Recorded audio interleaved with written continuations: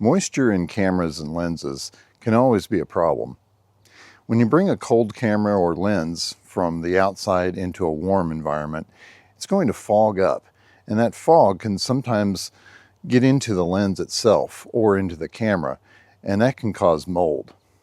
To prevent this from happening, it's good to warm the camera up very slowly.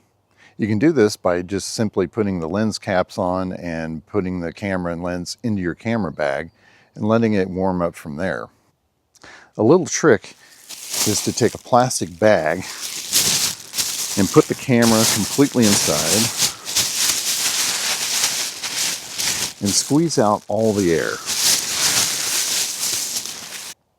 That way, all of the condensation forms on the outside of the bag and not on the lens. If you want a little added protection, throw in a silica gel packet. This has been a 1-minute nature photography tip. Thanks for watching.